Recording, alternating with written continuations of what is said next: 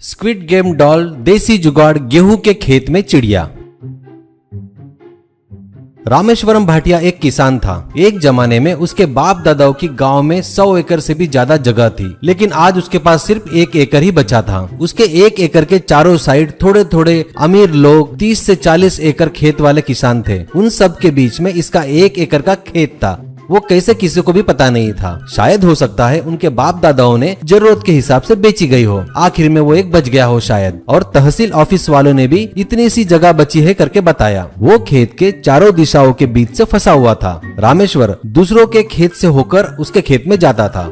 उस खेत में हमेशा पानी से भरा हुआ एक कुआं था। इसी कारण रामेश्वर का खेती के काम में बगैर किसी तकलीफ के हो जाती थी।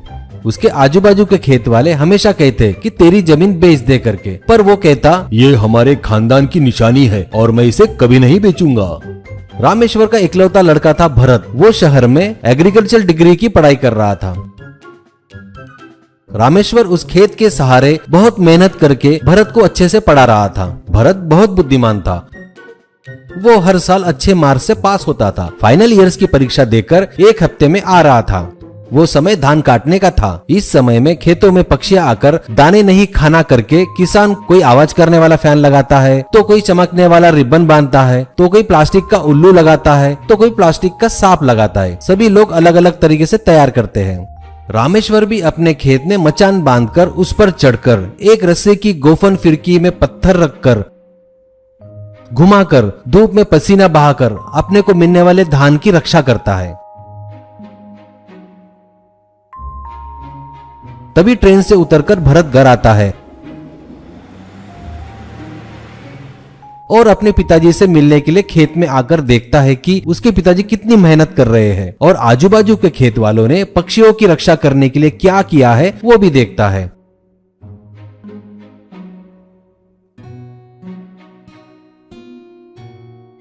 और घर जाकर पिताजी से कहता है भरत, पिताजी अब आपको मेहनत करने की जरूरत नहीं है। अब से मैं जाऊंगा खेत में, एक भी दाना कोई पक्षी नहीं खाएगा। देखिए आप, पूरा धान घर में लाते तक की जिम्मेदारी मैं लेता हूँ, ऐसा कहता है रामेश्वर। कैसा करेगा बेटा, हर साल कितना भी सतर्क रहो, 3-4 बोरी धान पक्षियां खा ही जाती है। अपन भी बाकी लोगों जैसा कुछ करते बोले तो 1 एकड़ के लिए कम से कम 10,000 रुपए लगेंगे। अगर अपने पास 10 एकड़ रहते थे तो 10 नहीं 25 भी खर्चा करते थे। भरत हंसकर, पिताजी आपने मुझे एग्रीकल्चर कॉलेज में पढ़ाया है, ये सब देखने बैठने के लिए नहीं। पक्षियों को कैसा रोकना है मैं देख लूंगा।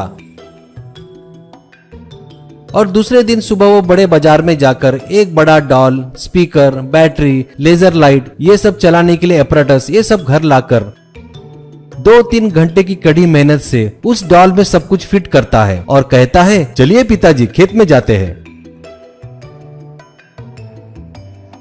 खेत में जाकर उस डॉल को खटिया पर रखकर बैटरी का स्विच दबाता है तो उस डॉल से विचित्र आवाजें आ रही थी और डॉल गोल गोल घूम रही थी और डॉल की आंखों से लेजर की किरणें भी निकल रही थी। वो देखकर खेत में बैठे सैकड़ों पक्षी एक साथ उड़ गए।